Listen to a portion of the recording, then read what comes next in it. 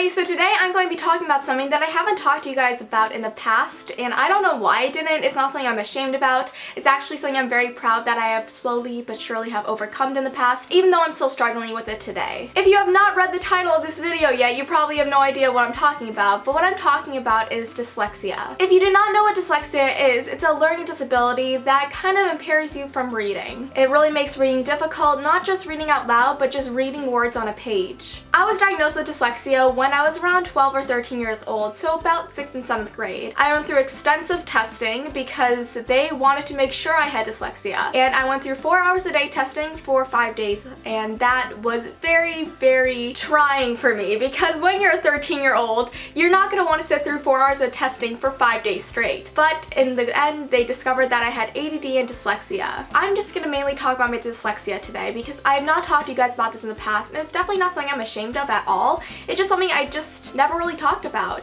but I feel like I should talk about it with you guys today because I know a lot of you probably do have dyslexia and still are avid readers just like I am. So my story really starts off when I was 2 years old and I had a lazy eye. So I went to this one doctor and she was more of an eye surgeon than a toddler's doctor for eyesight. So sadly, she gave me too strong a prescription to fix my eyes and ended up damaging my eyes rather than fixing them. I was almost blind when I was 2 years old because of this, and it really affected me, not just mentally, but just made me feel insecure as a young child because I had to wear glasses, and glasses weren't really in when you were a child. You kind of were seen as like nerdy, 4 eyes, and I really didn't like being called those things, but I learned to embrace it later on in life because I learned that these glasses will be sticking with me for a very long time. So after we figured out that the doctor I was at actually damaged my eyes, I ended up going to a different doctor that I still have today, Dr. Zielinski. She fixed my eyes and made them how they are today, and I cannot thank her enough. She is such a fantastic doctor and truly improved my life 100%. So usually when you find out you have dyslexia, there are some signs like reading disabilities, writing disabilities, you're getting your letters mixed up and whatnot. And when I told my teachers that words were floating off the page,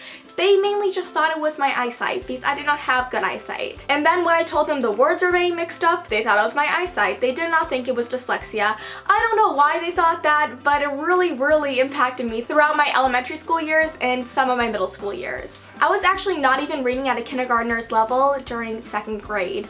I was very bad at reading. I found it so frustrating and it was really sucky because I really wished I could read because my mom was a bookworm and I wanted to be just like her. And I ended up just like her, but still, I really just wanted to read a book. I just wanted to be where my fellow classmates were in the classroom, but I couldn't be. So I ended up being put into the learning program, which really was amazing for me. I'm still in the learning program now. I actually graduated the learning program last year, so I'm technically not in it now, but I've been in it throughout all my school years, and it's really vastly improved my learning, and it gave me a chance, and a chance is all you need. So I was put in the learning program, and they also thought that it was just my eyesight that was giving me difficulty. But it wasn't until my later years when I was really just struggling with reading. I still cannot really read out loud. I kind of find it embarrassing when I have to go speak in front of a crowd or read in front of my classmates, even though they're like all my best friends. It's still a very nerve-wracking thing for me to do. So reading out loud is still something I'm struggling with, but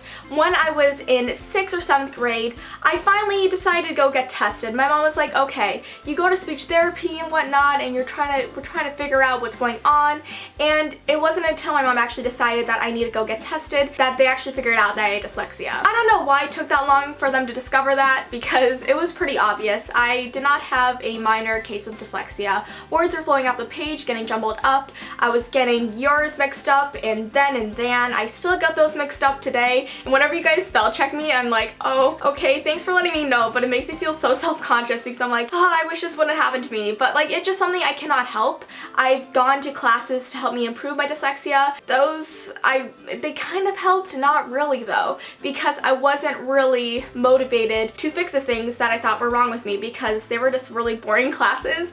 But over the years, something that's really helped me improve my dyslexia is actually reading. So when I got tested, I went through 4 hours of testing 5 days a week for a week straight, and it was very difficult for me to do that just because I didn't want to sit through testing for 4 hours a day for a week. No kid does, but honestly, it was the best thing for me to do because that's what helped me figure out what was wrong with me. Not like it was wrong with me at all, just what really impaired my learning, and it turned out I had ADD and dyslexia. Something I just want to tell you guys is that a lot of people have dyslexia. It's nothing to be ashamed about. I'm so proud to be talking about it today because it's something that you can show that you are resilient in. You may have dyslexia, but you can still read. I've read so many books in the past few years that it's astounding. It really amazes me and makes me proud that I've overcome the challenge of reading. I know that a lot of you are like, what? You have dyslexia, Sasha? But you have so many books you can read. Yeah, I can read, because just because you have dyslexia does not mean that you're illiterate. It just means that you learn at a slower pace when it comes to reading and writing, and that's okay. I may not be the fastest reader. I'm definitely not a slow reader, but I'm not an extremely fast reader. So that's why I tend to not get out that many book reviews. And book reviews are also difficult for me to do just because my ADD tends to be a little bit wacko whenever I do those because my minds and thoughts are everywhere. But yeah, I still struggle with dyslexia today, and I'm not ashamed to say that because it's something very normal and something that you could talk about with others who have it, and you could discuss like what challenges you have overcome or what challenges you want to overcome in the future because of it. But my childhood was a very frustrating time because I was in and out just a lot of programs to help me learn better, read better, write better, and you know what? They did help me to an extent, but it still was not the best thing for a child to do at that age. You want to go outside, play with your friends, have a chill night, but you can't really do that when you have to go to another school after school. And I found that very difficult, and it actually made me really frustrated for a long time about my reading disabilities, and it made me really not want to read. But I've overcome that now because after I stopped doing all those classes and I just started picking up books on my own time, I discovered that just reading these books in my head can really vastly improve my dyslexia, just because learning to read on your own time and with your own effort really helped me. It may not help you. Everybody's story is different with dyslexia. Everybody's case of dyslexia is different. Everybody's like extreme or not extreme dyslexia is different. It's all different, and my story and my dyslexia isn't the same as yours. But for me, reading books a lot has really helped me more than any class actually did. Still to this day, I get words confused. Like when I spell both, B-O-T-H, I sometimes write an E at the end of both. It's just something that happens with dyslexia. I really struggled with writing for a long time. I overthink writing a lot. I really want to write a book, but it's just really difficult for me right now, and I feel like I have so many ideas for writing a book in my head. It's just like getting them out there.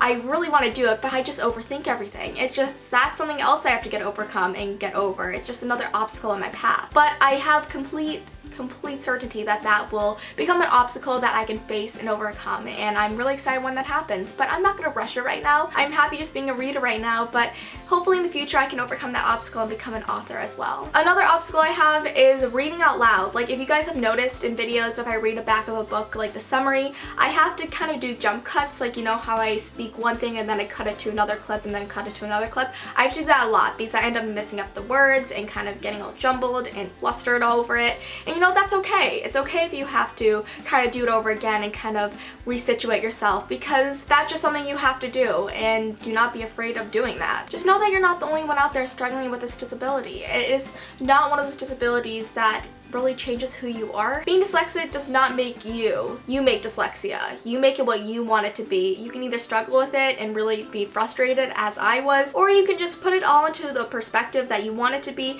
and say, okay, this is what I have and what I have to overcome. That's what I wish I did when I was younger, but I just got flustered and frustrated with it, and I just got so mad at how I just couldn't learn and couldn't keep up the reading level everybody else was at. I thought that I was stupid. I thought that I was incapable of learning. I just thought I was dumb, and my mom used to sit me down and say, Sasha, you are not dumb. You are not stupid. You're not incapable. You are just as capable as everybody else. You just take a little bit longer to learn these things, and that's fine. That's one of the best advice I've ever gotten. Whenever I think, oh my gosh, I'm so stupid, I say, wait, no, you're not. So if you guys ever think that you're stupid or dumb because of a disability you may have, a learning disability, you are not. You are definitely not.